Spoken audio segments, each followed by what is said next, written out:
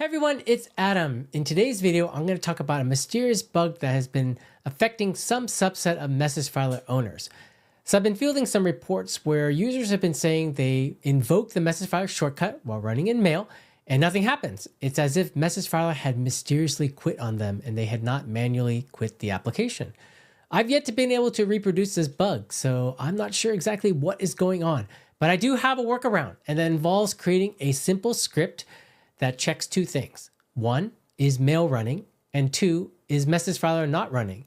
And if those two conditions are met, then we will try to relaunch MsgFiler. So what we're going to do in this video is we're going to create this script, we're going to test this script, and then we're going to attach this script to a cron job. And a cron job is something that runs on an interval on your Mac. So it's built into all Mac OS X systems. So let's get started. The first thing we're going to do is we're going to go to the MsgFiler blog and look for the post that's called the Workaround for Quitting MsgFiler Bug. This has all the instructions that I'm going to cover in this video.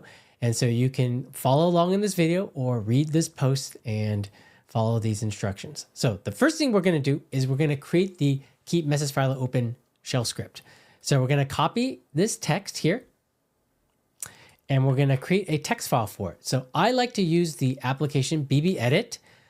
There are a number of text editors out there, but you want to choose one that doesn't do any weird modifications to the text that you copy and paste. And weird modifications, by that I mean changing quotes to smart quotes or any other type of text substitutions. We don't want that. So we're going to create a new document and we're going to paste the contents of this file here. So Command V to paste, and there we go. So now what we want to do is we want to save it in a special location. So I have it here. I'm going to save it. Now you can hit Command Shift G to open up BBEdit's kind of like change directory. And we're going to type in user local bin. So /user with no E, local /bin. So user local bin. Hit return. And I actually have the file right here. So I'm going to click on that to enter the file name, keep MsgFiler running.sh. I'm going to hit return. And I am going to replace the file. Yes. Oops. There we go. Yes. Okay. Next, what we want to do is we want to set this script to be executable. This will allow the cron job to run the script on an interval basis. So I copied that text to my clipboard. And I'm just going to paste that in like there. And there you go. So now what we want to do is we want to test the script. Now, as we can see here, we have MsgFiler and Mail already running. So what we're going to do is we're going to quit out of MsgFiler. I'm going to say quit like this. Okay, so MsgFiler is not running. You don't see any black dot here, and Mail is running. So we're going to test the script by copying and pasting this string of text into terminal. And we're going to run. And we can see here that MsgFiler's little icon just appeared, and we can see the MsgFiler application has launched itself. So the script ran. Now, whenever the script runs successfully, and by successfully I mean it launches MsgFiler, it will write to a log file. So you can type this command in terminal, and you can see that MsgFiler started at 1:11 p.m. at 39 seconds. And these previous ones were a result of previous testing on my part. So I'm going to close this. In fact, we're going to go back to BBEdit and we're going to edit the log file and save this. So now the log file is blank right now. Okay. So now the next thing we want to do is we want to get the script to run every minute. And we're going to use, again, the application called cron to accomplish this. So open up terminal and we're going to type in cron tab -E. Now this is going to open up a text editor called VI, and VI is nothing at all like BBEdit, but if you follow my instructions to the letter in this getting the script to run every minute, you should be able to get in and out of VI very easily. So in step 3, we say type the letter I, and this will set the editor into insert mode. So I'm going to go into the terminal. I'm going to press the letter I. We see down here we've entered insert mode. Then I'm going to type the following string and press return. So I recommend copying and pasting this string of text, copy to the clipboard, go back to terminal, paste the text. There we go. Then step 5, you want to press the escape key and then followed by pressing :X and hitting return. So go back to terminal.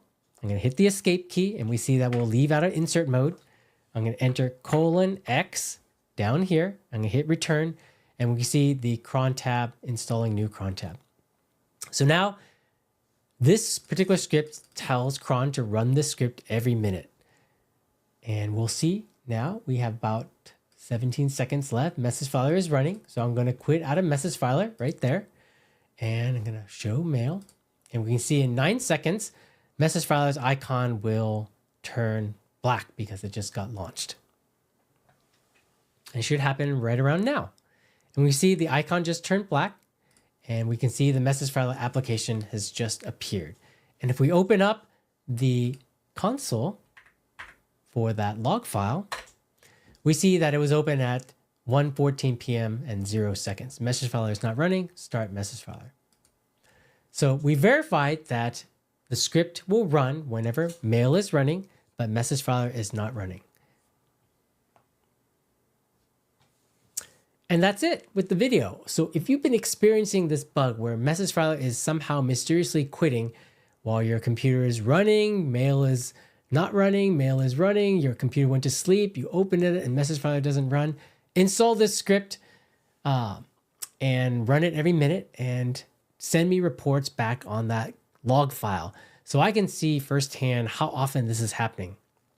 Like I said earlier in the video, I haven't been able to reproduce this problem, so I'm not exactly sure what is happening, but I recognize that it is causing some frustration for users, and that's why I created this workaround script to remedy this while I try to isolate the problem. I hope you've enjoyed this video. This is the first video that I've done for MsgFiler, but it won't be the last. I intend to make some more videos that show you how to use all the features of the app to make your filing experience very efficient, fast, and fun. Thanks for watching. If this is the first time you're watching this video, definitely push that subscribe button down below. I'd love to get some more subscribers to this channel. And tell everyone else about MsgFiler. If you're a Power Mail user with lots of mailboxes, let everyone know the benefits that MsgFiler has brought to your life. Thanks for watching, and we'll see you in the next video. Bye-bye.